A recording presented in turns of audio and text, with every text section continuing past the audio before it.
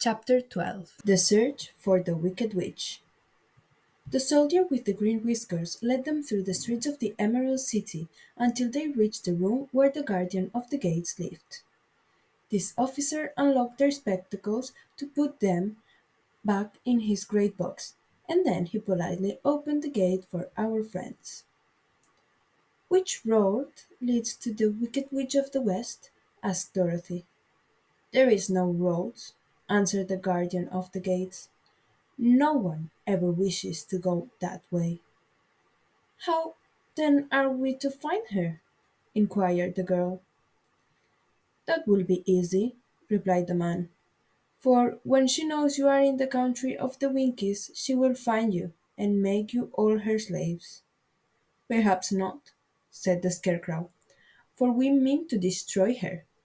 "Oh, that is different," said the guardian of the gates. "No one has ever destroyed her before, so I naturally thought she would make slaves of you, as she has of the rest. But take care, for she is wicked and fierce, and may not allow you to destroy her.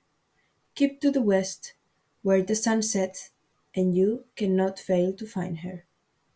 They thanked him and bade him good-bye, and turned toward the west, walking over fields of soft grass dotted here and there with daisies and buttercups.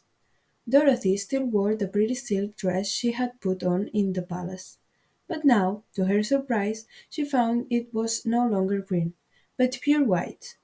The ribbon around Toto's neck had also lost its green color and was as white as Dorothy's dress. The Emerald City was soon left far behind. As they advanced, the ground became rougher and hillier, for there were no farms nor houses in this country of the West, and the ground was untilled. In the afternoon the sun shone hot in their faces, for there were no trees to offer them shade, so that before night Dorothy and Toto and the lion were tired, and lay down upon the grass and fell asleep, with the woodman and Scarecrow keeping watch. Now the Wicked Witch of the West had but one eye, yet that was as powerful as a telescope, and could see everywhere. So, as she sat in the door of her castle, she happened to look around and saw Dorothy lying asleep, with her friends all about her. They were a long distance off, but the Wicked Witch was angry to find them in her country, so she blew upon a silver whistle that hung around her neck. At once there came running to her from all directions a pack of great wolves. They had long legs and fierce eyes and sharp teeth. "Go to those people," said the witch, "and tear them to pieces." "Are you not going to make them your slaves?" asked the leader of the wolves. "No," she answered. "One is of tin, and one of straw. One is a girl, and another a lion. None of them is fit to work, so you may tear them into small pieces." "Very well," said the wolf, and he dashed away at full speed, followed by the others. It was lucky the Scarecrow and the Woodman were wide awake and heard the wolves coming. "This is my fight," said the Woodman, "so get behind me, and I will meet them as they come."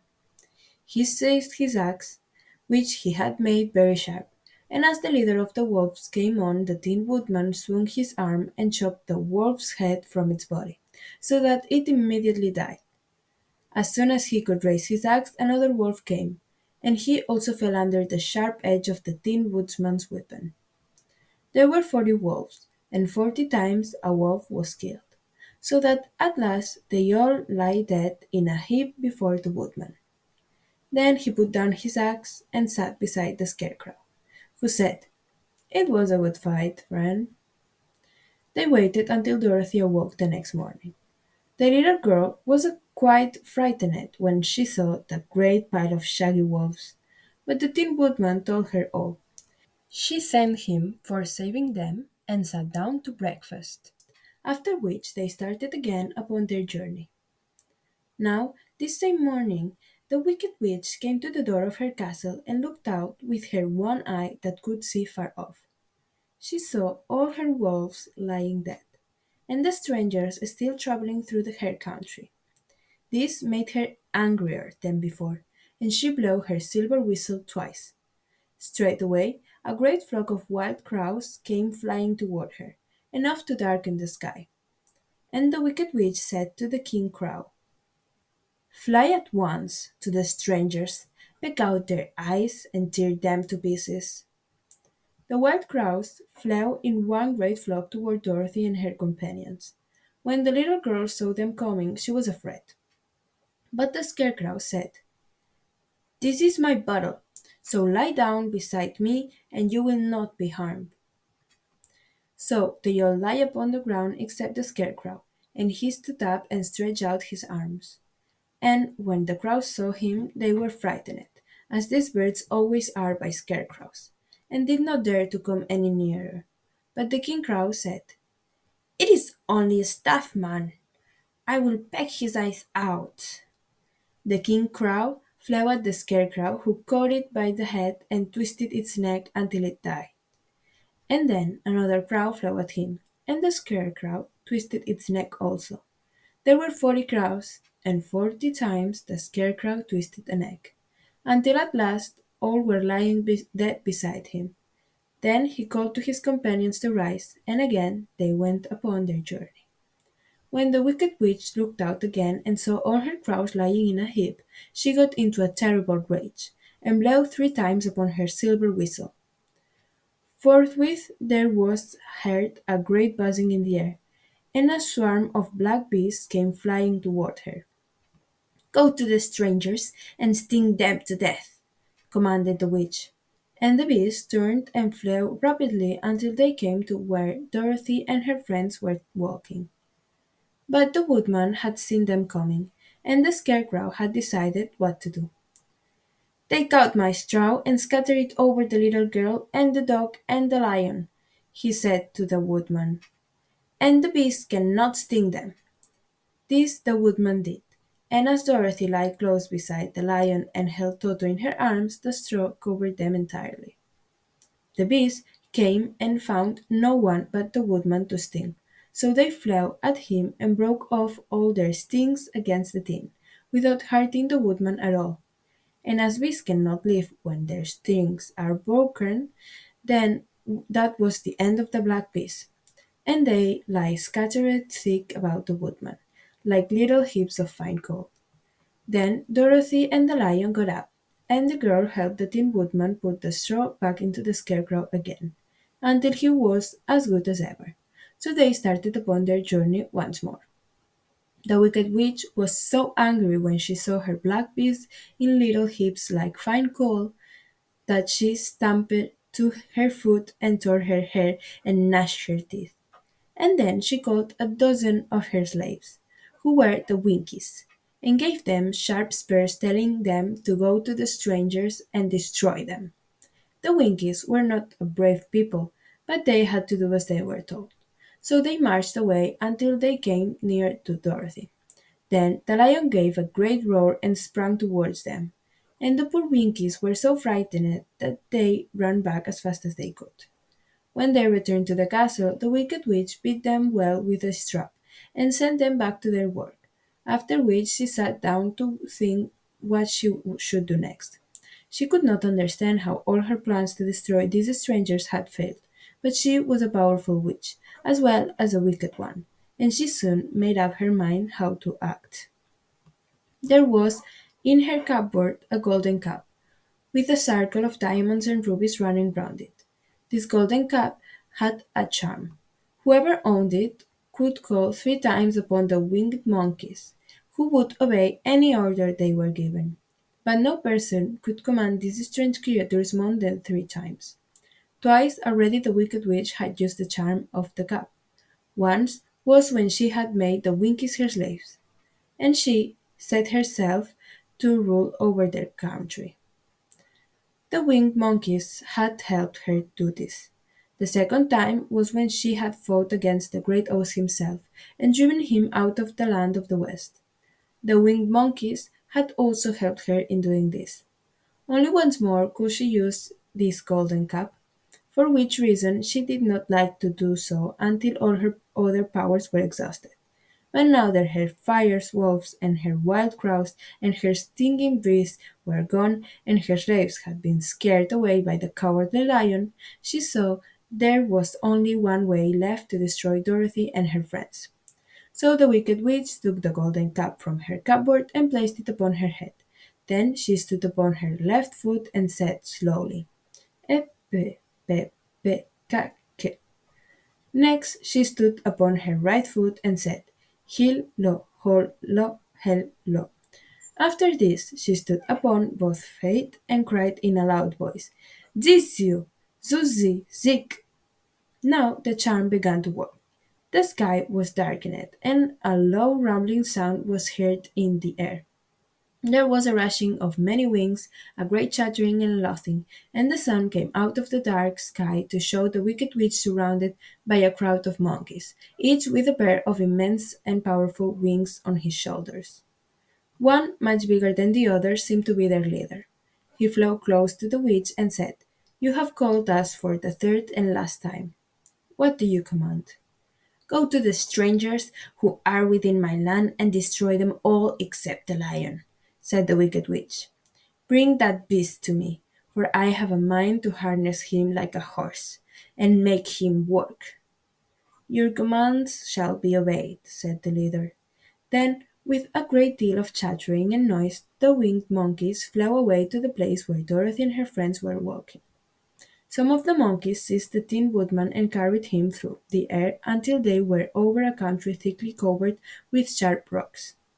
Here they dropped the poor woodman, who fell a great distance to the rocks, where he lay so battered and dented that he could neither move nor groan.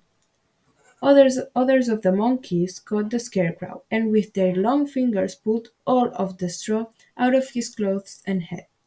They made his hat and boots and clothes into a small bundle and threw it into the top of branches of a tall tree.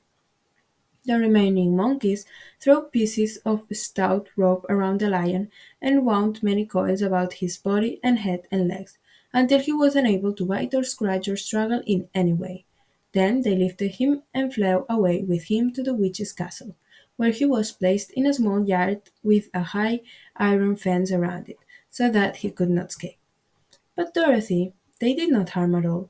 She stood with Toto in her arms, watching the sad fate of her comrades and thinking it would soon be her turn. The leader of the winged monkeys flew up to her, his long, hairy arms stretched out and his ugly face grinning terribly. But he saw the mark of the good witch's kiss upon her forehead and stopped short, motioning the others not to touch her. We dare not harm this little girl, he said to them, for she is protected by the power of good, and that is greater than the power of evil. All we can do is to carry her to the castle of the wicked witch and leave her there. So carefully and gently they lifted Dorothy in their arms and carried her swiftly through the air until they came to the castle, where they set her down upon the front doorstep. Then the leader said to the witch, We have obeyed you as far as we were able. The Tin Woodman and the Scarecrow are destroyed, and the lion is tied up in your yard. The little girl we dare not harm, nor the dog she carries in her arms. Your power over our band is now ended, and you will never see us again. Then all the winged monkeys, with much laughing and chattering and noise, flew into the air and were soon out of sight. The wicked witch was both surprised and worried when she saw the mark on Dorothy's forehead, for she knew well that neither the winged monkeys nor she herself dared hurt the girl in any way. She looked down at Dorothy's feet, and seeing the silver shoes, began to tremble with fear, for she knew what a powerful charm belonged to them. At first the witch was tempted to run away from Dorothy, but she happened to look into the child's eyes and saw how simple the soul behind them was, and that the little girl did not know of the wonderful power the silver shoes gave her. So the wicked witch laughed to herself and thought, I can still make her my slave, for she does not know how to use her power. Then she said to Dorothy harshly and severely, Come with me, and see that you mind everything I tell you. For if you do not, I will make an end of you, as I did of the Tin Woodman and the Scarecrow. Dorothy followed her through many of the beautiful rooms in her castle until they came to the kitchen, where the witch bade her clean the pots and kettles and sweep the floor and keep the fire fed with wood. Dorothy went to work meekly with her mind made up to work as hard as she could, for she was glad the wicked witch had decided not to kill her. With Dorothy hard at work, the witch thought she would go into the courtyard and harness the cowardly lion like a horse.